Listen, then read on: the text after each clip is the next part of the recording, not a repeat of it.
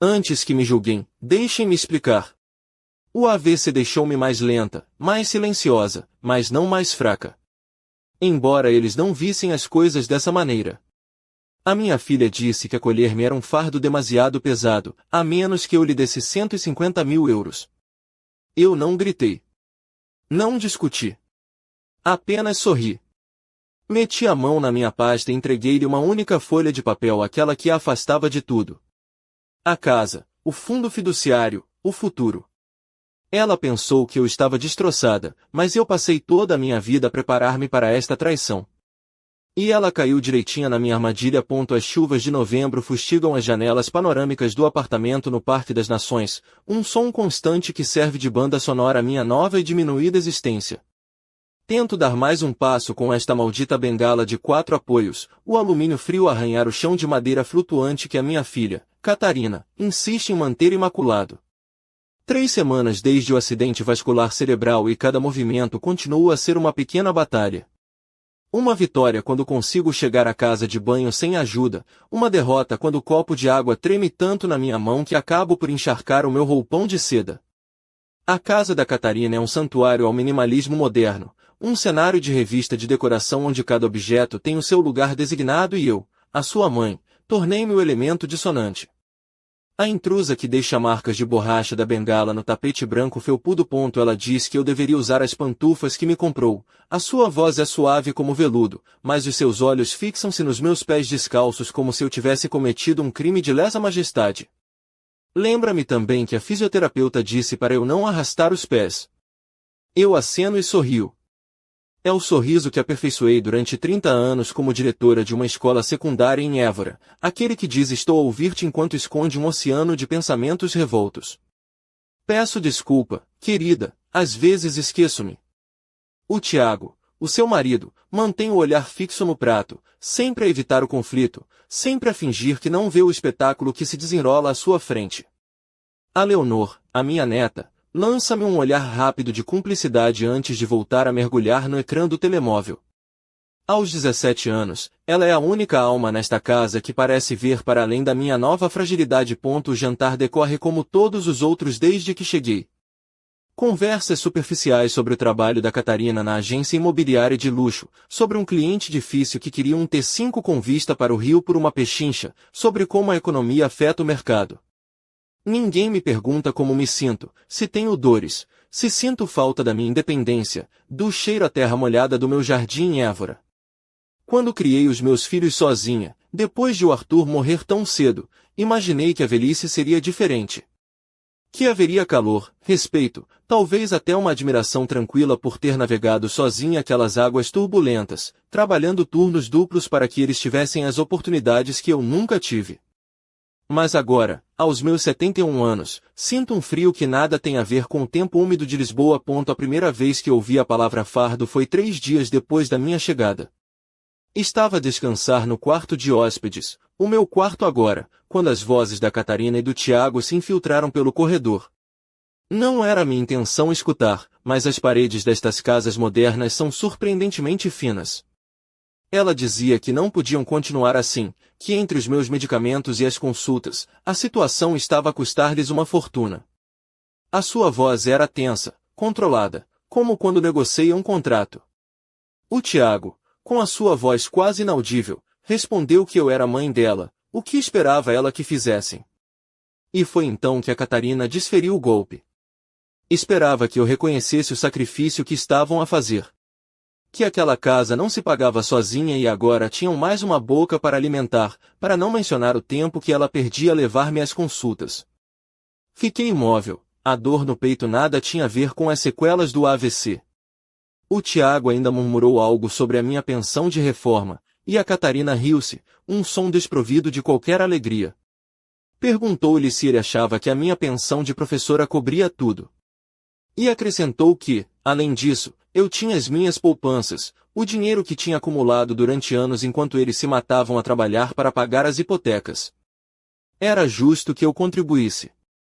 Fechei os olhos e lembrei-me dos cheques que enviei para a Universidade da Catarina, para a entrada da sua primeira casa, para o casamento de 200 convidados com centros de mesa de orquídeas importadas que ela tanto quis.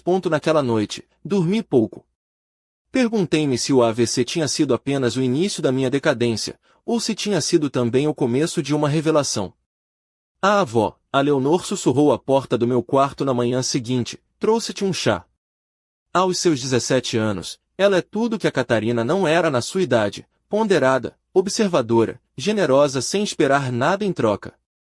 Às vezes, pergunto-me como é que esta flor nasceu num terreno tão árido. Senta-se na beira da minha cama, com cuidado de não abanar o colchão, mais um pequeno ato de consideração que não me passa despercebido. Contou-me que na aula de literatura estavam a ler o Memorial do Convento, e que as histórias do Saramago a faziam lembrar as que eu lhe contava sobre a minha infância no Alentejo. Sorri, genuinamente, pela primeira vez em dias. O Saramago entendia algo que poucos compreendem, que as famílias carregam os seus fantasmas às costas por gerações. A Leonor olhou-me com aqueles olhos demasiado velhos para o seu rosto jovem. Disse, em voz baixa, que a mãe estava diferente desde que eu cheguei, que não entendia por que agia assim. Tomei um gole de chá para ganhar tempo. Como se explica a uma neta que a sua mãe vê a avó como um investimento que não deu os retornos esperados? Como se lhe diz que o amor, por vezes, vem com condições ocultas em letras pequenas? Respondi, por fim, que às vezes as pessoas têm expectativas que não comunicam e, quando essas expectativas não são cumpridas, sentem ressentimento. Mas a avó sempre foi boa para a mãe, ela retorquiu, pagou-lhe a universidade, ajudou-a com a casa. Ela sabe disso. O amor e o dinheiro são complicados quando se misturam, Leonor, disse eu, mas não te preocupes com isso. Eu estou bem. Foi nesse momento que a voz da Catarina cortou a nossa conversa como uma faca. Apareceu à porta, de braços cruzados, a sua silhueta elegante e austera recortada contra a luz do corredor. Vestia umas calças de alfaiataria cinzentas e uma blusa de seda preta que insinuava a perfeição do seu corpo sem revelar nada, uma armadura de poder e controle. Disse a Leonor que já lhe tinha dito para não me incomodar quando eu estivesse a descansar. E, apesar de eu protestar que ela não me incomodava, a Catarina já a puxava pelo braço, lembrando-a da fisioterapia e dos trabalhos de casa. As semanas passaram e a tensão cresceu, silenciosa como uma trepadeira pelas paredes. Cada dia trazia novos lembretes subtis da minha condição de hóspede indesejada. Comentários sobre a duração dos meus duches, sobre o aquecimento ligado no meu quarto, sobre o custo da lavandaria especial para a minha roupa. Cada observação era uma pequena farpa debaixo da pele. Hoje é diferente. Sinto-o desde que acordo. Há uma energia distinta na casa, uma determinação nos passos da Catarina. É domingo. O Tiago está em casa, inquieto, movendo-se de uma sala para outra como se procurasse refúgio de uma tempestade iminente. A Leonor saiu com amigos, provavelmente por sugestão da mãe. A Catarina senta-se à minha frente na mesa da cozinha. Tem pastas, papéis, uma calculadora. Isto não é uma conversa, é uma apresentação de negócios. Mãe, temos de falar, diz ela, a sua voz desprovida de qualquer emoção. Já passaram quase 5 semanas desde que vieste viver conosco e acho que é a altura de falarmos sobre os arranjos a longo prazo. O Tiago e eu estivemos a fazer contas. Entre o custo adicional de te ter aqui, o tempo que invisto nas tuas consultas, as modificações que tivemos de fazer na casa. Olha em volta, procurando estas supostas modificações. Ela refere-se talvez ao assento de plástico no chuveiro que comprei com o meu próprio dinheiro. Acreditamos que é justo que contribuas financeiramente para esta situação. O Tiago pigarreia à entrada da cozinha, mas não diz nada. Claro, respondo, posso aumentar a minha contribuição mensal. A minha pensão não é muito, mas... Não estou a falar da tua pensão, mãe, interrompe ela. Estou a falar das tuas poupanças. Sinto o ar adensar-se à minha volta. As minhas poupanças? Sabemos que tens dinheiro guardado. Viveste frugalmente toda a tua vida. Tinhas uma casa paga que vendeste há 5 anos. Esse dinheiro está em algum lado. Olho-a fixamente, procurando no seu rosto algum traço da menina que outrora embalava nos meus braços. Catarina, o que estás a pedir exatamente? Ela empurra um papel na minha direção. É uma lista detalhada de despesas, Olho pela janela, a chuva cessou, deixando um céu estranhamente limpo para Lisboa. Um raio de sol ilumina o jardim vertical na varanda do prédio em frente, onde as plantas que a empresa de jardinagem da Catarina plantou florescem abundantemente. Preciso de tempo para pensar, digo finalmente, a minha voz mais firme do que me sinto por dentro. Claro, responde a Catarina, o seu tom subitamente doce, quase meloso. Leva uns dias, mas precisamos de resolver isto em breve. Temos as nossas próprias preocupações financeiras, mãe. A Leonor vai para a universidade em menos de 1 ano. Levanto-me com dificuldade, apoiando-me na minha bengala, a mesma que a Catarina comprou online, comentando quão prática e econômica era, rejeitando o modelo mais caro que o médico recomendara. Vou descansar um pouco. Precisas de ajuda? Pergunta o Tiago da porta, o seu primeiro comentário em toda a conversa. Não, obrigada. Consigo tratar de mim. O caminho até ao meu quarto nunca me pareceu tão longo. Cada passo com a bengala marca o ritmo dos meus pensamentos, taque, taque, taque, como um metrônomo a medir o tempo restante de uma composição prestes a terminar. Na privacidade do meu quarto, fecho a porta e sento-me na cama. Respiro fundo 3 vezes, como a terapeuta me ensinou depois do AVC. Depois, aproximo-me do armário. No fundo, debaixo das camisolas de cachemira cuidadosamente dobradas, está o pequeno cofre portátil que trouxe comigo. Os meus dedos marcam a combinação com precisão. 11/24/78, o dia em que a Catarina nasceu. Dentro do cofre há uma pasta, a mesma que o Dr. Rui Alves, o meu advogado, me entregou há 5 anos, quando lhe pedi que preparasse o meu testamento depois de vender a casa em Évora. A pasta que atualizei há 3 anos, quando comecei a notar mudanças subtis no comportamento da Catarina. Chamadas cada vez mais espaçadas, visitas mais curtas, perguntas frequentes sobre a minha situação financeira. Abro a pasta e revejo os documentos mais uma vez.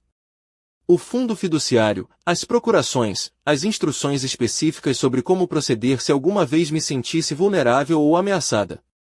O Rui tinha visto demasiados casos de abuso financeiro a idosos para não reconhecer os sinais de alerta.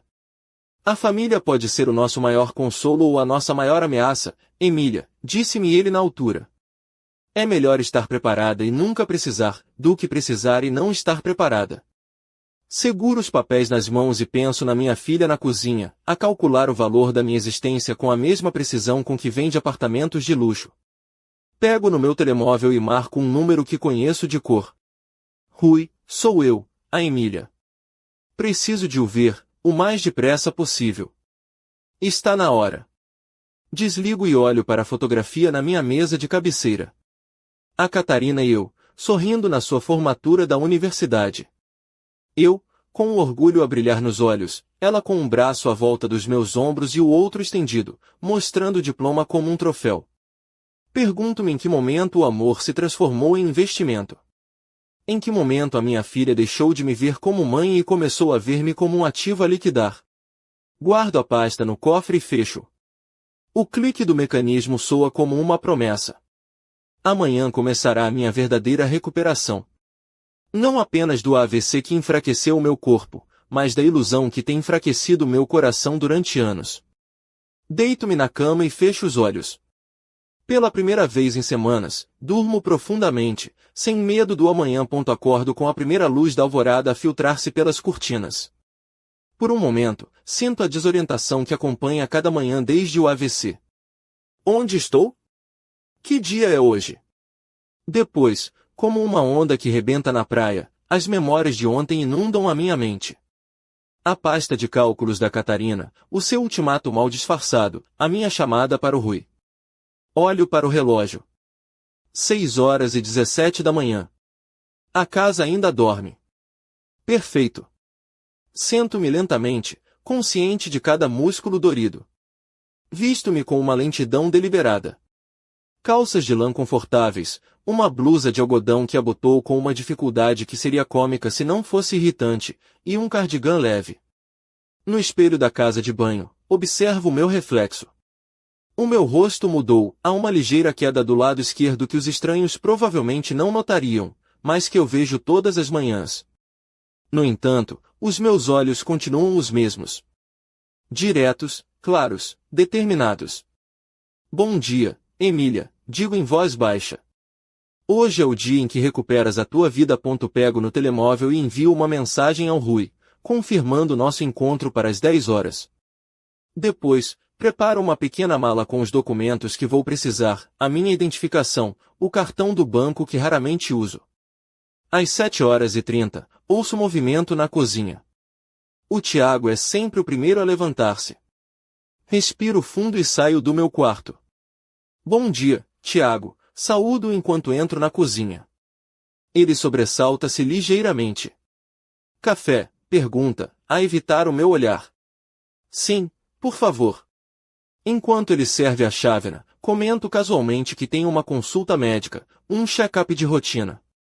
Ele pergunta se preciso que a Catarina me leve, mas eu digo que não, já tratei disso, pedi um TVDE. Ele levanta a vista, surpreendido. É a primeira vez que menciono fazer algo por minha conta desde que cheguei. Digo-lhe que tenho a certeza e que, além disso, o médico é perto do escritório do Dr. Rui Alves e que aproveitarei para o visitar depois. Rui Alves, o advogado, pergunta ele, e a sua palidez visível confirma o que eu já suspeitava. Ele não só sabe do ultimato da Catarina, como também conhece as suas intenções para com o meu dinheiro. Ele ainda tenta sugerir que eu espere pela Catarina, que ela certamente gostaria de me acompanhar para algo assim. Tenho a certeza que sim, respondo com um sorriso suave, mas não será necessário. Mal o Tiago sai para o trabalho, chamo o TVDE. A aplicação diz-me que o carro chegará em 8 minutos. Tempo suficiente para deixar um bilhete. Catarina, fui a uma consulta médica. Depois, vou ter com o Dr. Rui para atualizar uns documentos. Regresso à tarde. Não te preocupes comigo. Mãe. Simples, direto, sem mentiras, mas sem toda a verdade.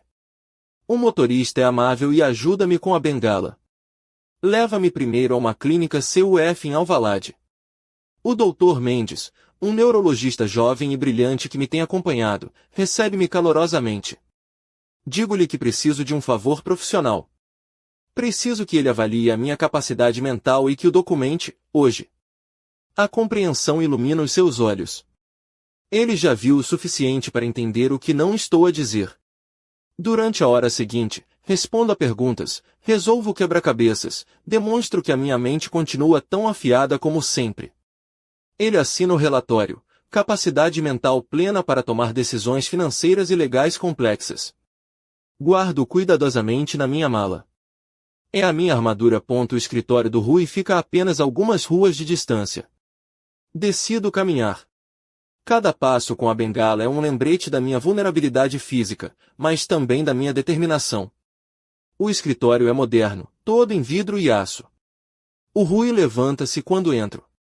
Aos seus quase 50 anos, tem aquele ar de confiança tranquila que só vem com o domínio da sua arte.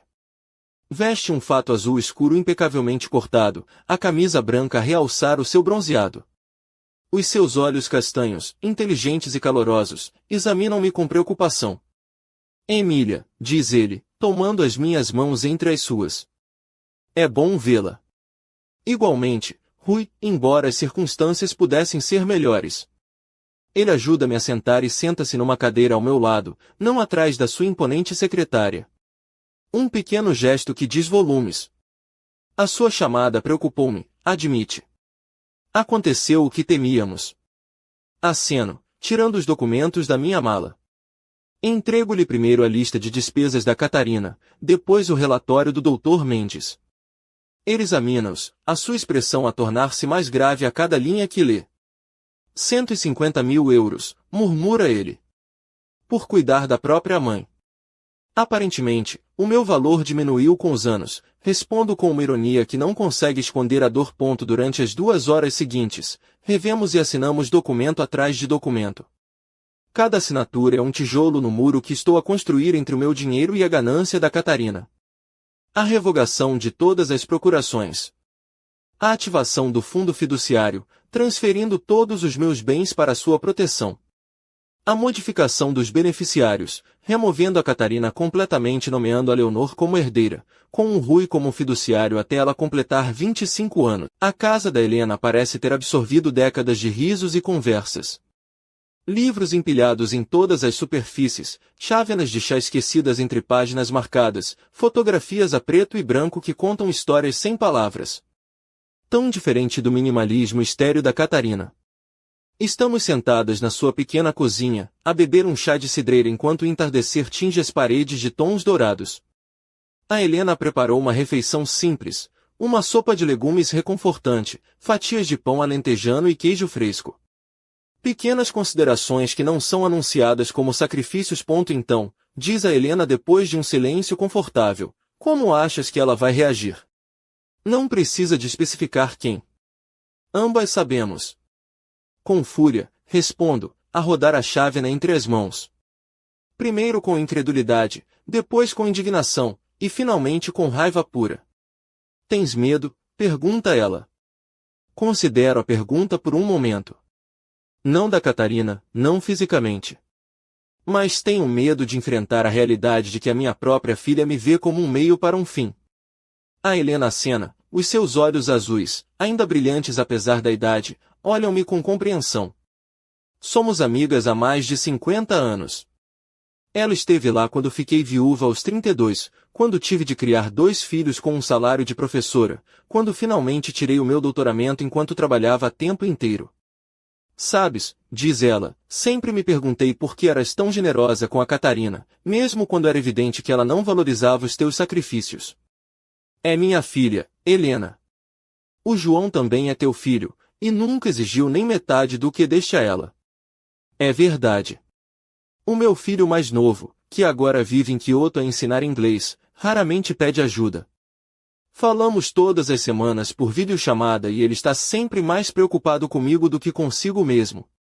Devo ligar-lhe em breve, explicar-lhe o que aconteceu. Suponho que sempre senti que a Catarina precisava de mais, reflicto. Era mais sensível. Quando Arthur morreu, ela tinha apenas 7 anos. O João era mais pequeno, adaptou-se melhor.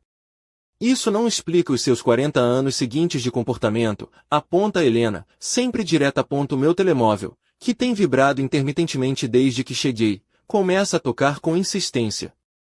O nome da Catarina aparece no ecrã. Queres atender? Pergunta Helena. Abano a cabeça. Ainda não. Primeiro, preciso de descansar. Como se respondesse aos meus pensamentos, o telemóvel para de tocar. 1 minuto depois, chega uma mensagem de texto. Mãe, estou preocupadíssima. Onde estás? O Tiago disse que mencionaste ver o Dr. Rui. Por favor, liga-me imediatamente. Desligo o telemóvel e guardo-o no bolso do meu cardigã. Amanhã, digo mais para mim mesma do que para Helena. Amanhã será suficientemente cedo. O quarto que a Helena preparou para mim é pequeno, mas acolhedor. Uma cama de solteiro com uma colcha de retalhos feita à mão, uma comoda de madeira com um espelho antigo, uma janela que dá para o pátio interior do prédio, onde um velho limoeiro estende seus ramos como braços protetores. Durmo melhor do que tenho dormido em semanas, sem o sentimento constante de ser uma intrusa. Acordo com o aroma a café e o som da Helena a trautear na cozinha. Depois de me vestir com roupa que a Helena me emprestou, vou para a cozinha. Bom dia, bela adormecida, cumprimenta-me ela com um sorriso. Como te sentes? Descansada, respondo, surpreendida por ser verdade. E pronta para o que vier. Bem, o que vem primeiro é o pequeno almoço. Enquanto comemos, ligo o telemóvel. Como esperava, há uma avalanche de notificações. 12 chamadas perdidas, 23 mensagens de texto e 5 e-mails. Todos da Catarina. O mais recente, enviado às 6h43 da manhã de hoje, diz: Mãe, não sei o que se passa, mas algo está errado com os meus cartões de crédito. Dizem-me que o débito da casa não foi pago. Sabes alguma coisa disto? O que é que disseste ao Rui? Preciso de falar contigo agora. Portanto, já começou. O Rui avisou-me que os bancos agiriam rapidamente. A transferência dos meus ativos para o fundo cortou o acesso da Catarina às contas que, aparentemente, ela tem andado a usar para as suas próprias despesas. Contas às quais nunca deveria ter tido acesso. Mais notícias? Pergunta Helena, notando a minha expressão. Não, respondo, guardando o telemóvel. Apenas a confirmação de que fiz a coisa certa. Assim que terminamos o pequeno almoço, a campainha toca. A Helena e eu trocamos olhares. É a Catarina, diz ela depois de espreitar pelo óculo da porta. O meu coração acelera, mas forço-me a manter a calma. Como é que ela soube onde eu estava? Provavelmente ligou a todos os teus conhecidos. Lisboa não é assim tão grande. A campainha toca novamente, desta vez acompanhada por batidas fortes na porta. Queres que a mande embora? Oferece a Helena. Respiro fundo.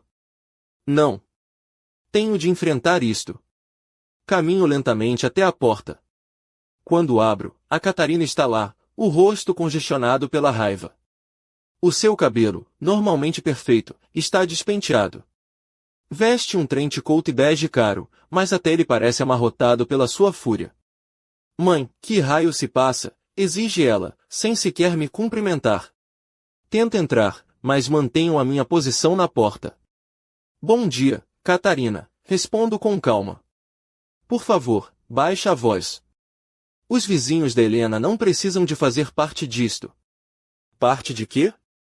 Da minha mãe desaparecer e depois todas as minhas contas começarem a ser recusadas? O que é que fizeste? Protegi-me, respondo simplesmente. Tal como me obrigaste a fazer quando me apresentaste o teu ultimato. O seu rosto empalidece. Ultimato? Do que estás a falar? Eu só te pedi para contribuires. 150 mil euros não é uma contribuição, Catarina. É extorsão. Isso é ridículo. Estás confusa, o AVC obviamente afetou o teu discernimento. O meu médico discorda, interrompo-a. Na verdade, tenho documentação certificada de que a minha capacidade mental está intacta. A mesma documentação que o Rui apresentou juntamente com a revogação das tuas procurações. A vejo a processar a informação, a sua mente a calcular rapidamente as implicações. A sua máscara de preocupação desaparece, revelando o que está por baixo. Raiva pura. Tiraste-me tudo. Depois de tudo que fiz por ti. Tudo o que fizeste por mim, repito. Deste-me um teto durante 5 semanas e fizeste-me sentir como um fardo. Ameaçaste-me com um lar de idosos se eu não te desse o dinheiro de uma vida inteira. O que esperavas que eu fizesse? Esperava que fosses razoável. Temos despesas, a Universidade da Leonor. Esse dinheiro devia ser para a família. Esse dinheiro é o resultado de décadas de trabalho e sacrifício. Sacrifícios que fiz para te dar uma boa vida. A Catarina dá um passo atrás, como se eu a tivesse esbofeteado.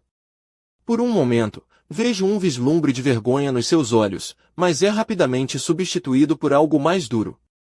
Isto não vai ficar assim, diz ela, a sua voz baixa e ameaçadora. Vou falar com o meu advogado. Vou provar que não estás no teu perfeito juízo. Nada desse dinheiro te pertence, Catarina. Sou tua filha. Sim, respondo, sentindo uma tristeza profunda. És minha filha. E isso devia significar que me valorizavas por quem eu sou, não pelo que te podia dar. Vais arrepender-te disto, adverte ela. E quando voltares a rastejar, porque a Helena se vai cansar de cuidar de ti, vais encontrar a porta fechada. Adeus, Catarina, digo suavemente, começando a fechar a porta. Espera, exclama ela. E a Leonor? Quando ela souber o que fizeste, como traíste a nossa família, ela vai escolher um lado. E não vai ser o teu. Com essa última ameaça, ela vira-se e marcha em direção ao seu carro. Fecho a porta e encosto-me a ela, subitamente exausta. A Helena aparece ao meu lado, colocando uma mão reconfortante no meu ombro. Estás bem? Vou ficar, respondo, endireitando-me. Mas acho que isto é apenas o começo. Passaram 2 semanas desde o meu encontro com a Leonor nos degraus da casa da Helena. 2 semanas de um silêncio tenso, interrompido ocasionalmente por mensagens agressivas da Catarina e chamadas do seu advogado, que aprendi a ignorar. O Rui assegura-me que, legalmente, estou protegida, que o fundo fiduciário é impenetrável. Ainda assim, o silêncio da Leonor pesa sobre mim como uma nuvem persistente. Esta manhã, enquanto ajudo a Helena a plantar bulbos de tulipa no seu pequeno pátio, o meu telemóvel vibra no bolso do meu avental. Normalmente, ignorá-lo-ia, assumindo que é outra mensagem da Catarina, mas algo me impele a verificar. É um texto da Leonor. Avó, posso ver-te hoje depois das aulas?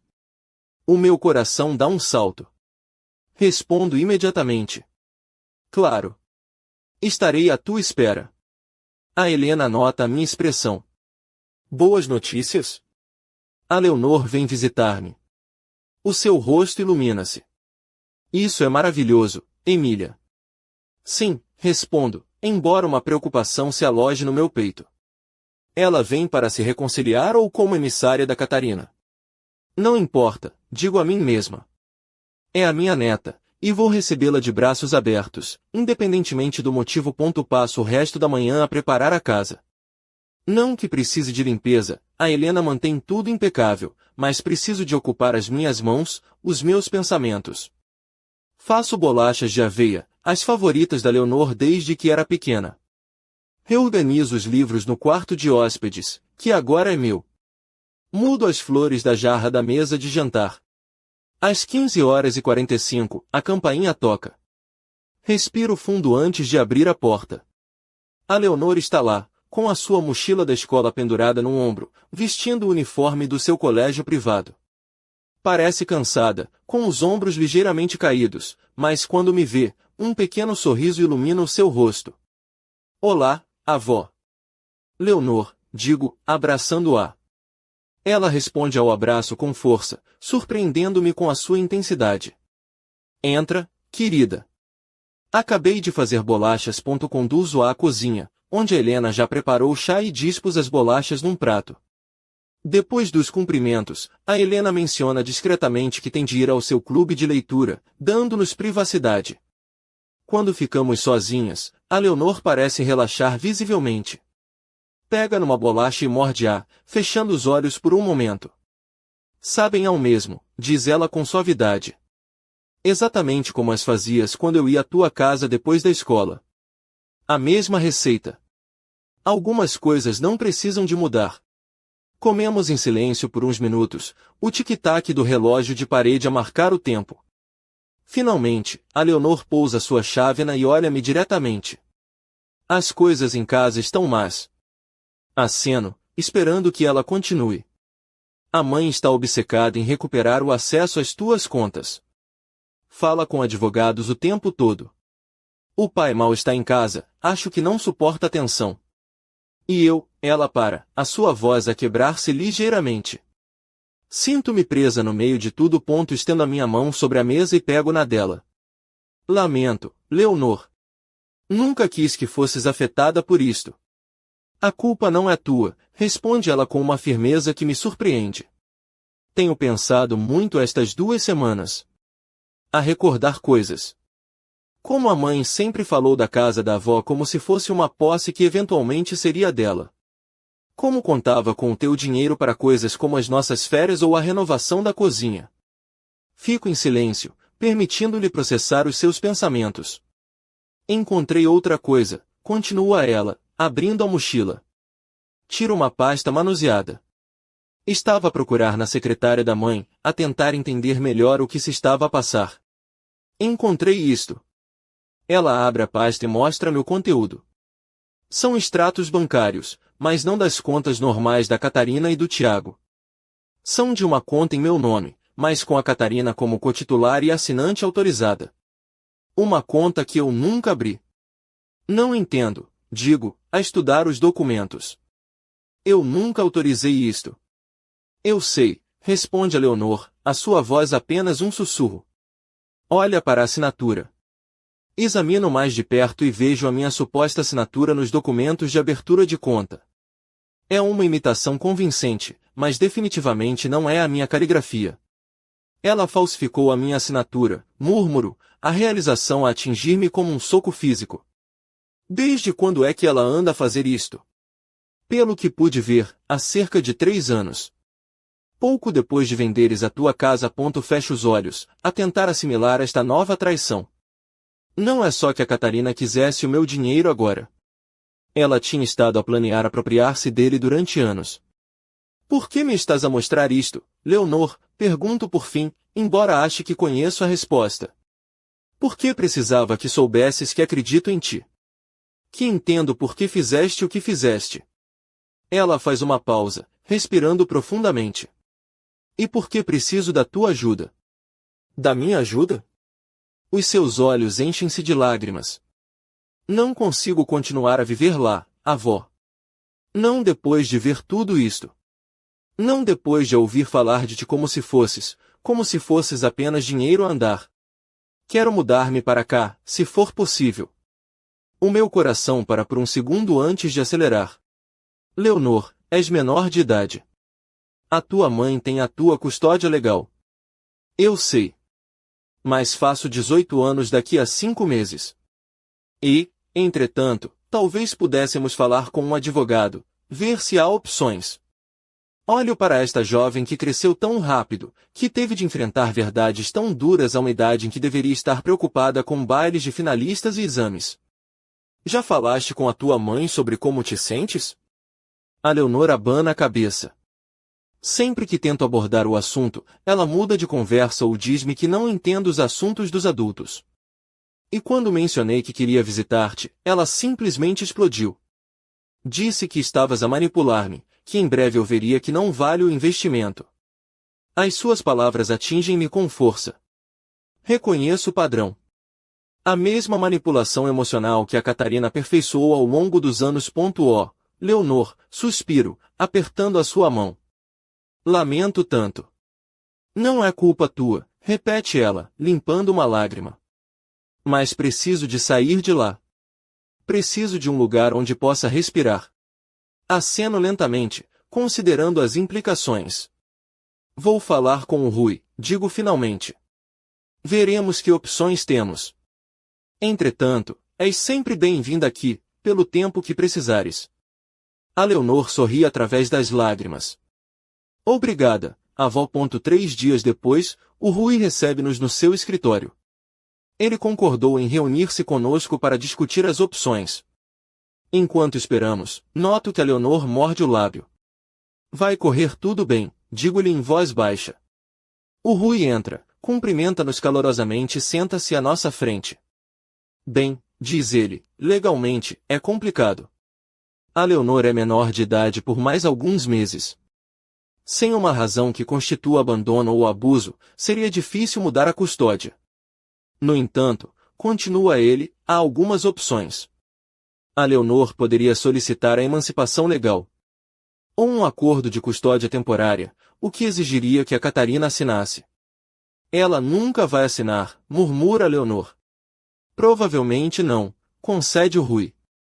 O que nos leva à terceira opção, esperar. Em poucos meses, a Leonor fará 18 anos. E se a mãe apresentar uma objeção legal formal, pergunto. Então teríamos de responder. Mas, honestamente, duvido que a Catarina queira abrir essa porta. A documentação que a Leonor encontrou, a conta fraudulenta, a sua assinatura falsificada, é um crime sério. Se isto viesse a público durante um processo de custódia, a Catarina poderia enfrentar acusações criminais. A Leonor e eu trocamos olhares. E a minha universidade? Pergunta a Leonor. A mãe ameaça não assinar os papéis da ajuda financeira se eu continuar a ver-te. O Rui sorri. Felizmente, a Emília já pensou nisso. O fundo fiduciário inclui provisões específicas para a tua educação. Não precisarás da assinatura da Catarina. Ao sairmos do escritório do Rui, a Leonor parece mais leve. Queres ir à Fundação Gulbenkian? Pergunto. Há uma exposição de arte moderna que talvez gostasses de ver. Ela aceita com entusiasmo. Enquanto caminhamos pelos jardins, sinto uma ligação que transcende o sangue. É um laço forjado por escolhas, por reconhecimento mútuo, por um tipo de amor. O Palácio da Justiça do Campos da Justiça, em Lisboa, ergue-se imponente contra o céu cinzento, a sua arquitetura moderna desenhada para impressionar e intimidar. Enquanto subo a longa rampa de acesso, apoiando-me na minha bengala mais firmemente do que o habitual, sinto o peso do que está por vir. O Rui caminha ao meu lado, a sua presença tranquilizadora como sempre. Atrás de nós vem a Helena e, surpreendentemente, o Dr. Mendes, que insistiu em comparecer pessoalmente quando soube da audiência. O Rui perguntou-me se eu estava pronta. Respondi que estava tão pronta quanto se pode estar para enfrentar a própria filha num tribunal, tentando que soasse a piada, mas a falhar miseravelmente. Passaram 3 semanas desde que recebi a notificação legal. 3 semanas de preparação meticulosa. A Leonor prometeu vir hoje, embora eu lhe tenha dito que não era necessário, que não tinha de escolher lados de forma tão pública. Ela insistiu que precisava de ver por si mesma. Ao entrarmos no edifício, o ar frio e condicionado atinge-me. Dirigimo-nos à sala de audiências designada, onde já se encontram algumas pessoas. E ali, na primeira fila, estão a Catarina e o Tiago. A minha filha está impecavelmente vestida, como sempre, o seu fato cinzento escuro e blusa de seda branca a gritar profissionalismo. O Tiago, ao seu lado, parece desconfortável no seu fato. Nenhum dos dois me olha quando entro. Sentamo-nos do lado oposto da sala. O Rui organiza os seus papéis metodicamente, enquanto a Helena me aperta a mão. Seja o que for que aconteça hoje, diz ela em voz baixa, lembra-te por que estamos aqui. Não se trata apenas de dinheiro. Trata-se de dignidade. A porta lateral abre-se e a Leonor entra silenciosamente. Veste-se com simplicidade, um vestido azul marinho, o cabelo apanhado. Os nossos olhos encontram-se e ela dá-me um pequeno sorriso antes de se sentar na última fila, equidistante entre a Catarina e eu. Uma posição de neutralidade, embora sua própria presença diga muito. Todos de pé, anuncia o oficial de justiça. Preside a meritíssima juíza Eleonor Ramírez. A juíza entra, uma mulher de uns 60 anos, com uma presença imponente. O advogado da Catarina, um homem de ar escorregadio chamado Dr. Benevides, começa. Apresenta a Catarina como a filha devota que sacrificou tudo para cuidar de uma mãe doente, apenas para descobrir que essa mãe tinha sido manipulada para afastar financeiramente. A Catarina sobe à tribuna, a sua atuação tão polida como a sua aparência. Fala com a voz a tremer sobre como me acolheu, como reorganizou a sua vida. E então, sem aviso, a minha mãe desapareceu, diz ela, com lágrimas cuidadosamente controladas. Descobrimos que tinha transferido todos os seus bens para um fundo inacessível, deixando-nos não só com dívidas, mas também com a carga emocional do seu abandono. Mordo o interior da bochecha para me manter em silêncio. Quando é a vez do Rui, o seu foco é preciso. A senhora Catarina, pode dizer-nos a data exata em que o fundo da sua mãe foi estabelecido? Ela hesita. O fundo foi estabelecido há 5 anos, muito antes do AVC. Estava ciente disso? Não, ela nunca mencionou. O Rui continua. E pode dizer-nos por que solicitou a sua mãe 150 mil euros como condição para ela continuar a viver na sua casa? O rosto da Catarina empalidece. Isso é uma deturpação. O Rui apresenta a lista de despesas. Inclui itens como desgaste emocional e perda de privacidade. São estas contribuições normais? A sala enche-se de murmúrios. Quando é a nossa vez, o Rui é metódico. Primeiro, chamo o Dr. Mendes, que testemunha sobre a minha plena capacidade mental. Depois, a Helena, que descreve como fui tratada não como uma mãe, mas como um fardo. Finalmente, é a minha vez. Ao aproximar-me da tribuna, sinto todos os olhares sobre mim. Olho diretamente para a juíza. O Rui pergunta-me por que ativei o fundo. Respiro fundo. Depois do meu AVC, mudei-me para a casa da Catarina. Durante essas semanas, tornou-se claro que ela me via como uma fonte de rendimento. Tudo culminou quando me exigiu 150 mil euros, sob a ameaça de me colocar num lar. Tinha alguma razão para acreditar que estava em risco de exploração financeira? Sim. Além da exigência de dinheiro, descobri recentemente que a Catarina tinha andado a falsificar a minha assinatura em documentos bancários durante anos. Um murmúrio percorre a sala. A juíza Ramírez levanta a vista, surpreendida. O Rui apresenta os documentos que a Leonor encontrou. A juíza examina-os. Vou admiti-los, diz ela. Continue. O contra-interrogatório de Benevides é agressivo. Tenta fazer-me parecer confusa, manipulada. Senhora Emília, diz ele por fim, não é verdade que o Dr. Rui a convenceu de que a sua filha, que só queria o melhor para si, a estava a explorar? Dr. Benevides, respondo, olhando-o diretamente. Fui diretora de escola durante 20 anos. Geri orçamentos, pessoal e crises. Ninguém me convence de nada. Eu observo, avalio e decido por mim mesma. Quando a minha filha me apresentou uma fatura de 150 mil euros pelo privilégio de recuperar na sua casa, tomei uma decisão informada e deliberada para me proteger. Benevides não tem mais perguntas. Após um recesso, a juíza regressa. Considere cuidadosamente as provas, começa ela. Este tribunal tem a responsabilidade de proteger os vulneráveis, mas também de respeitar a autonomia de indivíduos competentes. Não encontro provas convincentes de incapacidade mental ou manipulação indevida. Pelo contrário. Mais preocupantes são as provas de possível exploração financeira por parte da peticionária. Recomendo que estes documentos sejam remetidos ao Ministério Público para investigação. A Catarina fica tensa. Em conclusão, a petição é indeferida. O fundo fiduciário de Emília Dias permanece válido. O golpe do martelo ecoa na sala. A Catarina levanta-se abruptamente e sai rapidamente, com o Tiago e o Benevides a reboque. O Rui sorri. Conseguimos, Emília. Enquanto recolhemos as nossas coisas, a Leonor aproxima-se. Avó, diz ela, a voz a tremer. Preciso de falar contigo. Não posso voltar para casa depois disto. O Rui, sempre atento, intervém. Dadas as circunstâncias, se apresentarmos uma petição de emancipação agora, teremos um caso sólido. A Leonor acena, determinada. Quero fazê-lo. Quero viver contigo, avó. Se ainda me aceitares. Sempre, respondo sem hesitar.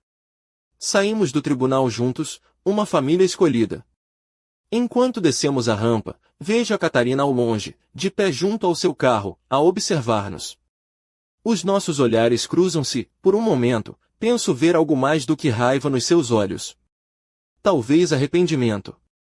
Mas ela rapidamente se vira e afasta-se. A vitória legal é completa, mas o custo emocional é alto. Ganhei a minha liberdade, a minha dignidade. Mas perdi a minha filha. Enquanto a Leonor entrelaça o seu braço no meu, oferecendo-me apoio, percebo que também ganhei algo inesperado. Uma oportunidade de quebrar o ciclo. Pronta para ir para casa? Pergunta Helena. Sim, respondo, olhando para Leonor. Estamos prontas. 6 meses depois, a vida encontrou um novo ritmo. A Leonor vive conosco, a sua emancipação foi um processo rápido e sem oposição. A Catarina e o Tiago separaram-se. Ela nunca mais me contactou. Hoje, recebo uma encomenda pelo correio. Não tem remetente, apenas o meu nome e a morada da Helena, escritos numa caligrafia antiga e tremida que não reconheço. Dentro da caixa de sapatos gasta, não há uma carta. Há um velho livro de contas de capa de couro, um molho de chaves oxidadas e um único maço de fotografias amareladas, amarrado com um fio desbotado. São fotografias do meu falecido marido, o Arthur, em lugares que não reconheço, com pessoas que nunca vi. No fundo da caixa, encontro um envelope selado. Dentro, um passaporte antigo em nome do Arthur, mas com a fotografia de outro homem. E um extrato de conta de um banco suíço, datado de uma semana antes do acidente de carro que o matou. O saldo é astronômico. De repente, o comportamento da Catarina ao longo dos anos, a sua obsessão com o dinheiro da família, a sua habilidade para falsificar assinaturas e criar contas secretas, assume uma nova e terrível dimensão.